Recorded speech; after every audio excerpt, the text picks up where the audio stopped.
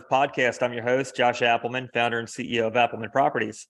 On this episode, we're talking with Michael Morawski. Michael is a seasoned real estate professional overseeing $285 million in transactions, transforming a startup into a $60 million firm, and combating homelessness throughout a Chicago-based nonprofit.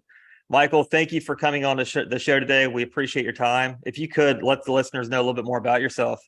Yeah, you bet, Josh. Thanks. And I just want to tell you, thanks for having me on. I appreciate the opportunity and I love carrying the message. I think that multifamily is a great industry. Real estate investing is a great industry to be involved with. And there's so many opportunities for people, especially in today's environment with where we are and where we're headed. And, the one thing in my message is I don't want people to have regrets in their life for not taking action or doing something that they could be doing right now that would benefit them short term and long term, and miss the window here. But Josh, like you said, I've been in real estate 30 years and started out as a residential sales agent.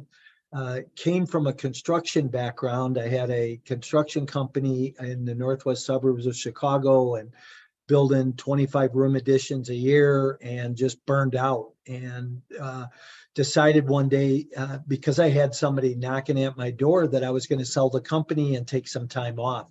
So I was pretty fortunate that I got the company sold. And, like any good entrepreneur, I never took time off, right? I kept working at my wife and I at the time, we found a 2-foot flat to go house hack.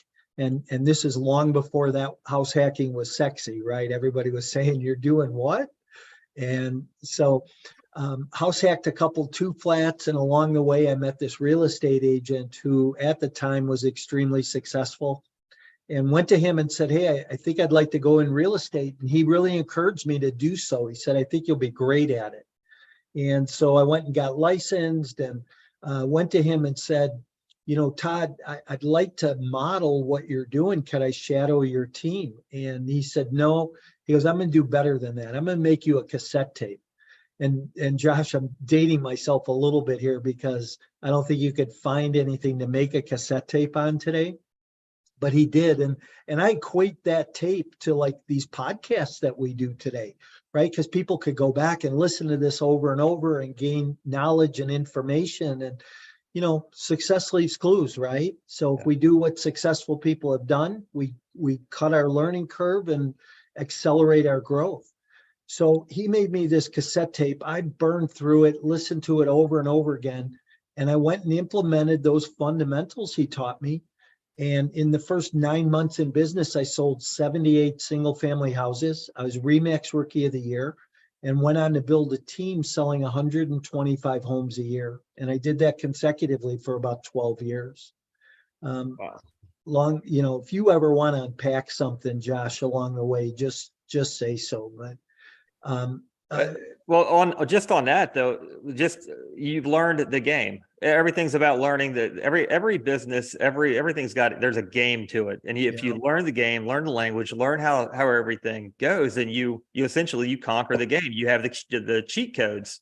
Yeah. And just hearing that from you is more proof of just learn the game and learn the fundamentals, and then success will come thereafter. I love it.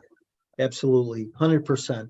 So 2005 rolls around and the market starts softening. And I know I'm not going to keep my production level at the way it was, and had always had this dream of going into the multifamily business, being in the apartment business and syndicating deals. At a high level, I understood that business, right? You raise private capital from individuals, you marry it with a great real estate deal. And Josh, as long as everything goes well, you stay in the middle and everybody profits from it.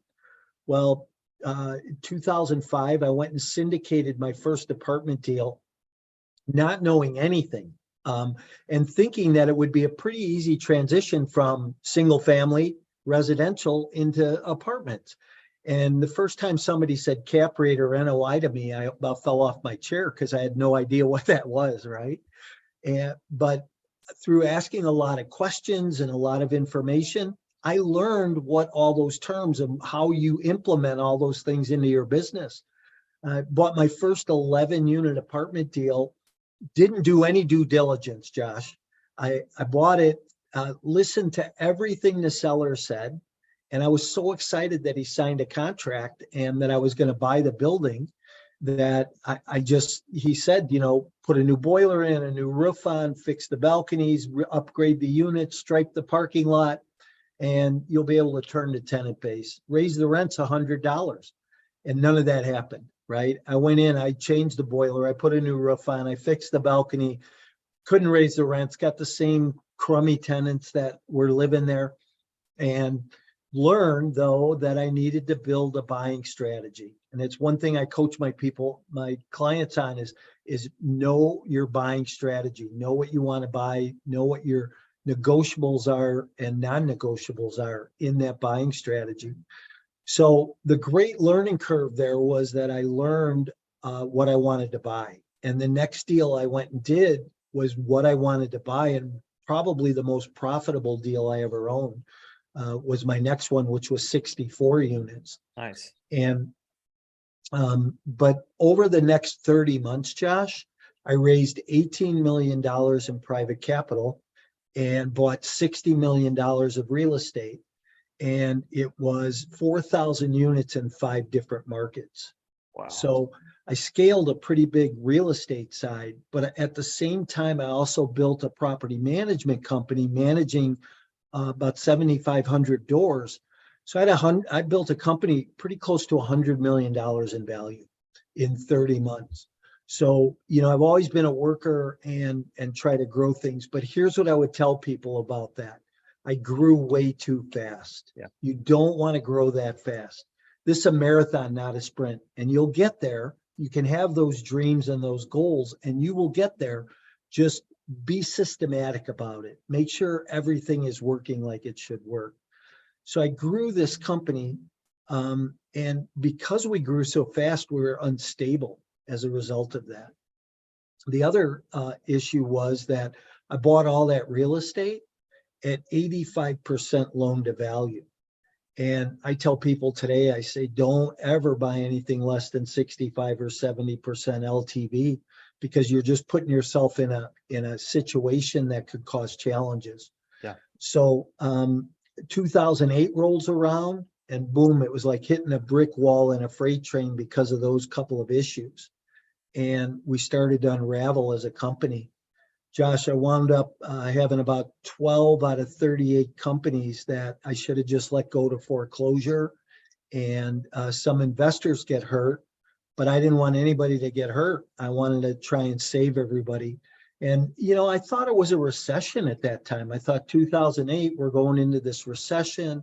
I had been through a couple of other cycles. They usually last 17 or 18 months, maybe a 10 or 12% correction in the market. But this thing lasted 7 or 8 years with a 40% correction in the market. And people are still recovering from it today.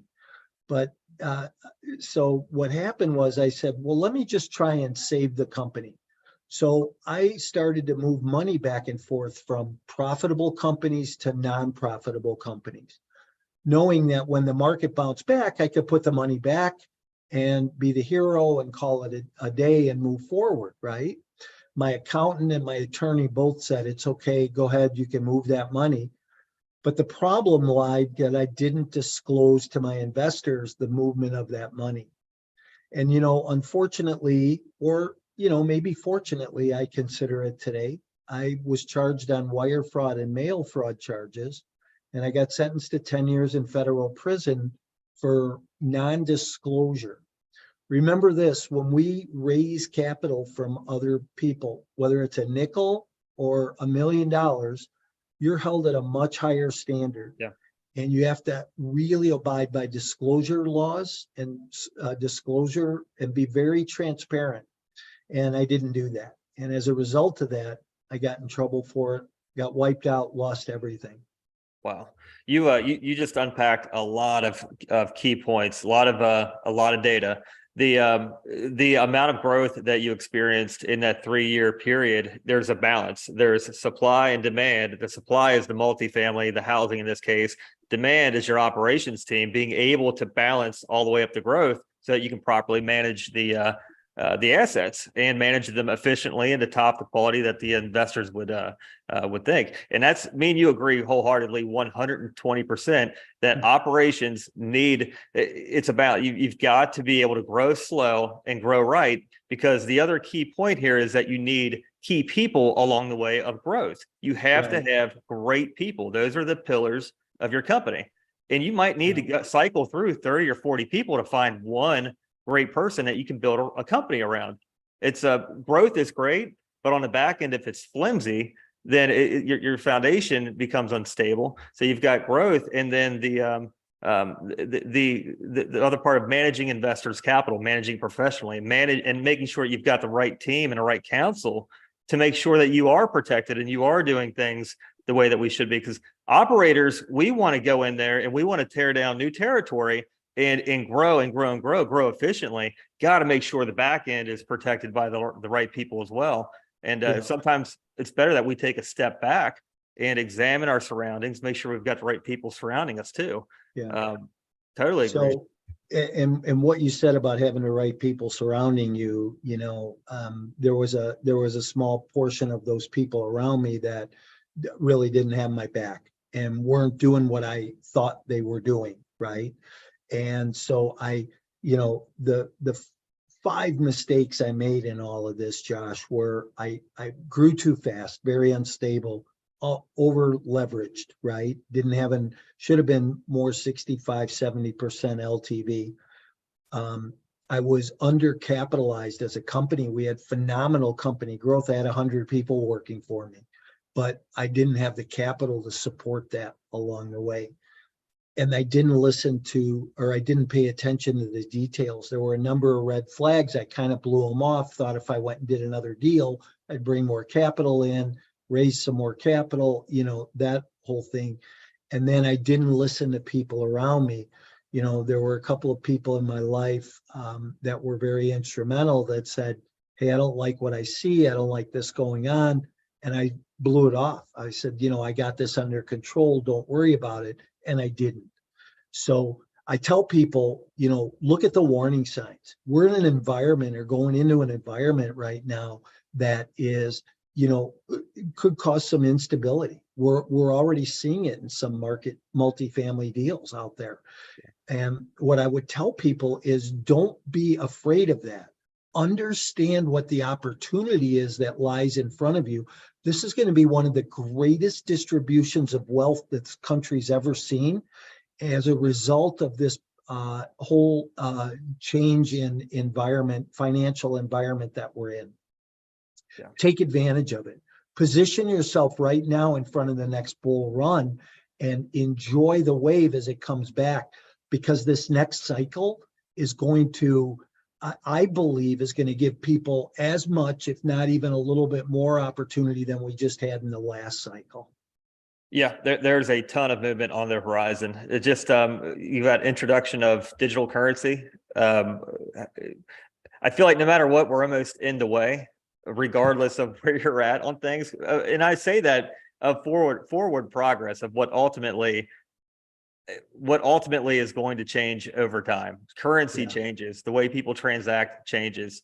The digital CBDC coin, if it's already here, it's already developed, it's already being tested out. It's a matter of time, in my opinion. It's a matter of time, and whoever's in the way will be in the way, and that's about it.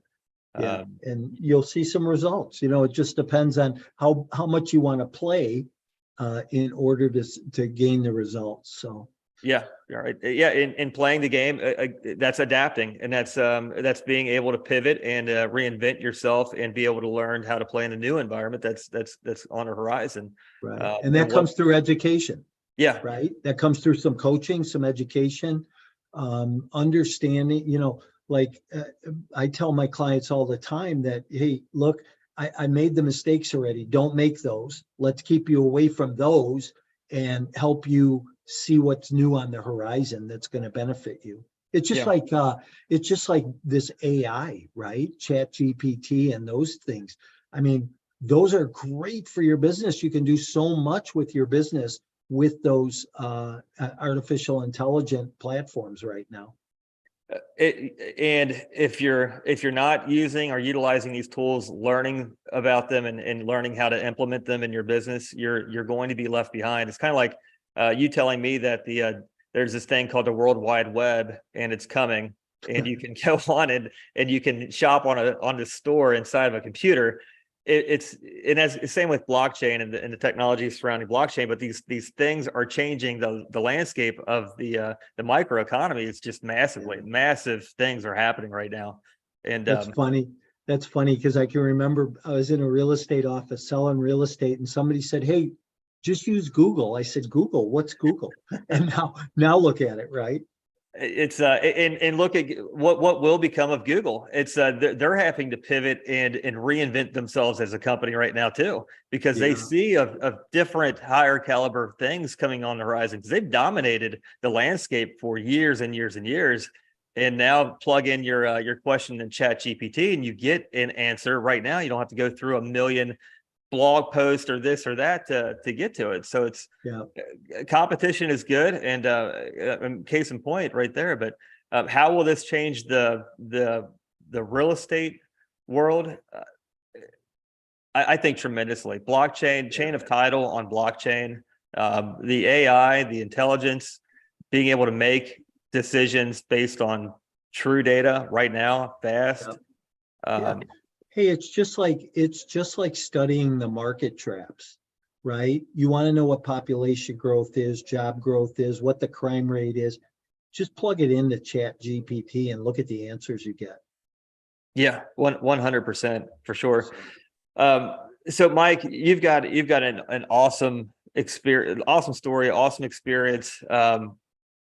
Definitely much different. And we don't want to hear stories like these, but you're telling a side of the story that people need to be aware of. People need to know, because there are traps along the way. And if you don't know the traps are there, you're going to get caught up in the trap. And then it's a part of the deal.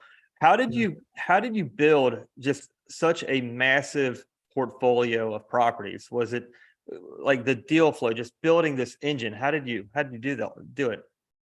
Yeah, so I built that through broker relationships. I have broker relationships that were sending me deals, much like I've rebuilt now. I have new broker relationships today, and I get a massive deal flow coming across my desk to look at opportunities.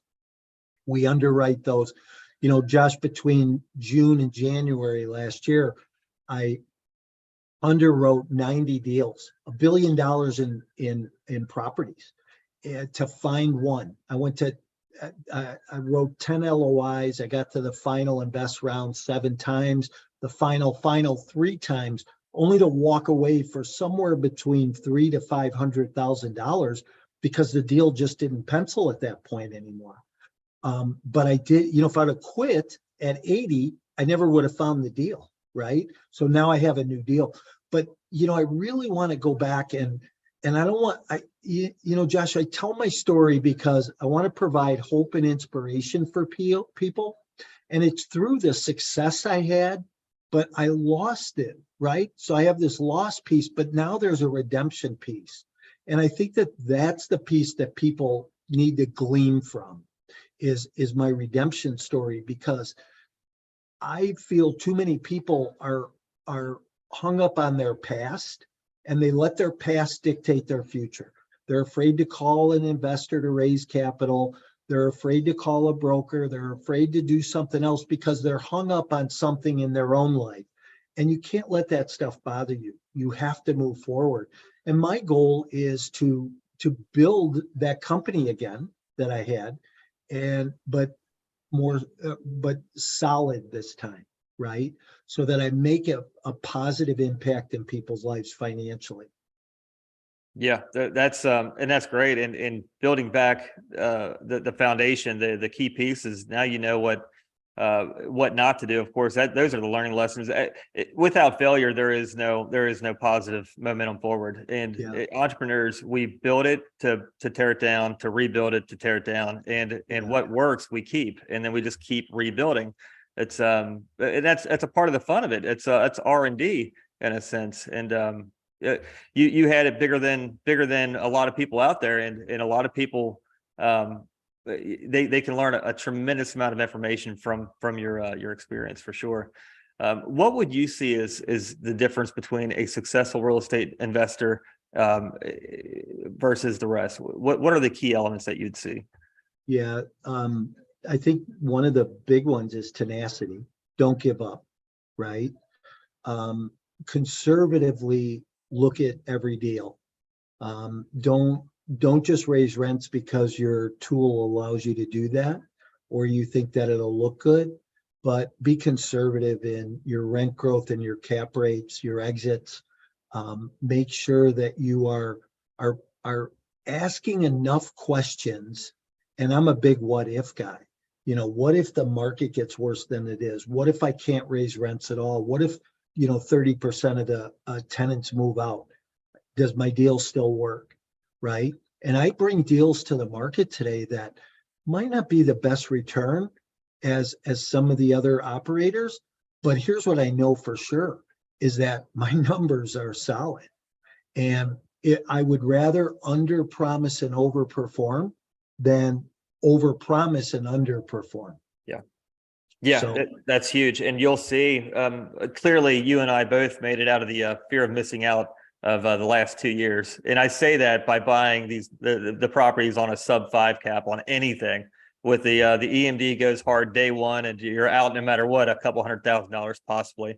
Plus you're buying at a negative or sub 5 cap rate, in some cases sub 3, and you're buying on a future value of something, meaning that in order for it to go cash flow positive, you have to raise rents, you have to renovate just to get it to where it's just performing, it's just able to pay its bills. And that goes, what you just said, it goes back to making sure your data is on point, finding your break even occupancy, finding out your key performance indicators that makes that thing tick, makes it go in any weather, in any storm. Your property covers its own cost. 100%. Yep. So I just want to comment on a couple things on the redemption piece, if I can. So, when I went to prison, I really thought my life was over, and I always tell people, Josh, I say, I never flew private. I didn't have a big boat. I didn't have a fancy house or a big car. I was the neighborhood baseball coach, home most nights for dinner, and got ripped from that to live in a 12 by 12 room with 3 men I didn't know, nor did I like, walking around every day saying, how am I going to get through this? One day, much less 10 years. And while I was gone, this guy walks up to me in the gym one day, and I was in the gym looking for somebody. I wasn't looking to start working out. I'd gone from running marathons to being 35 pounds overweight. I hated myself. And he said, look, don't let these people beat you. All they want to do is take from you everything you've ever known. They can take your business, they can take your money, they can destroy your family, but what they can't take is who you are and what you're made of. They can't take what helped you build that company, and you could go do it again because you have the knowledge and the desire. And I don't know, it was like somebody flipped a switch that day and my whole world changed. I started going to this class in the gym, started losing weight, feeling better. I wound up writing 2 books. I wrote an ethics course. I taught real estate investing, property management, and ethics in prison for 6 years.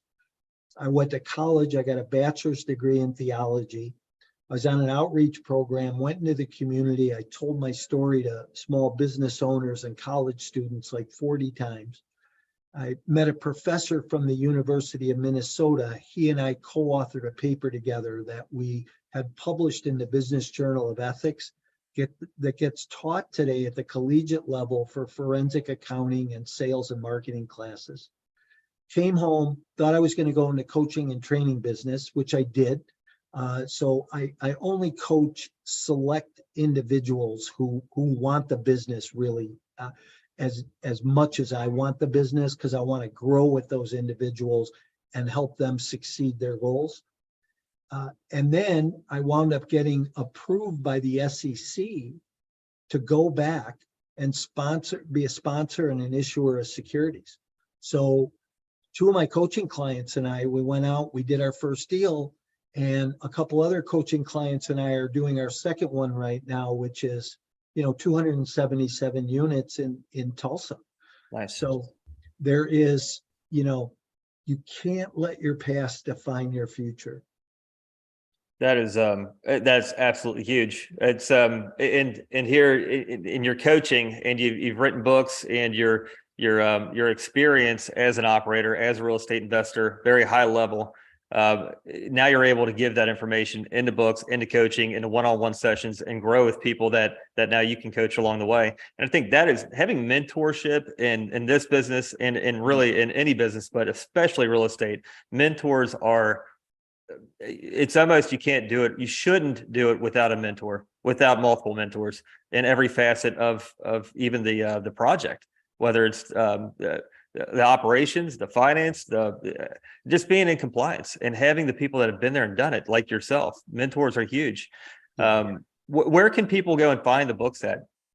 Oh, great question. If somebody wants just to grab an ebook, they can go to mycoreintentions.com/free, and they can download a copy of Exit Plan. And that's your complete guide to multifamily investing and why you need an exit plan before you buy. If somebody wants to buy the book because they like to read and dog ear the pages, highlight it, they can get that on my website there or on Amazon. And I know that you're involved in charity work. It's a big part of what you do, especially fighting homelessness. Can you tell us a little bit more about that as well? Yeah, I think that the homelessness issue in this country is a big problem, and wherever we can give back or help out, we do that.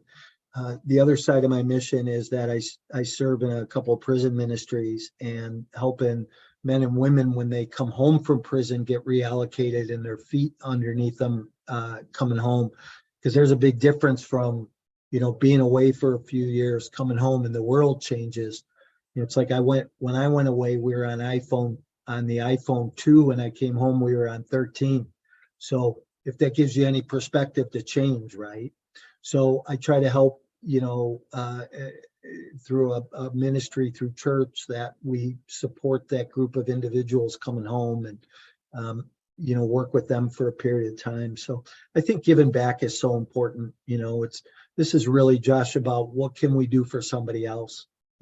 Just like your audience here, what message did they pick up today? And if they got one key point from it, I did my job, right? But that is perfect. If somebody does want to get started in real estate, or they're tuning in right now to connect the dots, how would you recommend that they get started on their journey as a real estate operator, or even a passive investor, or both? Well, it depends on what your goals are. And, I think if somebody wants to learn the business from scratch, they should get a coach. They should get into coaching. They should be a sponge and absorb as much as they possibly can, but take action along the way. And I think that's where coaching comes in, where a good coach will hold you accountable to push you forward, get you out of your comfort zone, and help you achieve your goals. If somebody wants to just start learning the business and they're really still pretty involved in their day job, and that's important to them, I'd tell them to go on the passive side. Find a good sponsor, invest. You're going to learn along the way. You might even find a team that you can become a GP on, and get more involved in the business by doing that. So, but I would tell people, get the education. Learn what you don't know. I think we all operate in 4 quadrants, right? You know what you know what you don't know, what you need to know, and then you don't know what you need to know. And that's the place we should all spend our time in, is trying to figure out, what do I need to know to go to the next level? Know what your goals are, write them down, get some clarity on why they're important to you, and then take action. Yep, that's perfect. And then again, if somebody wants to get a hold of you, learn more about yourself, how can they get a hold of you? Yeah, thanks for the opportunity. They can reach out to me directly at MikeMorawski.com. If you go to my website, MikeMorawski.com, you'll see some information there about coaching. If you're a home study person and you like to, do it on your own, I have some product there that you could purchase for yourself. If you're somebody who wants some, group coaching or personal coaching, I have information there. So you can go there, check it out. I love to network with people, Josh. So I'm always open to a conversation. You could email me at mike@mikemorowski.com, or, DM me on any social media platform you hang out on, you'll find me. That's how you and I met. Yeah. But whether it's Instagram or LinkedIn or, TikTok or Twitter, you can, look for my page and, communicate with me there. That's perfect.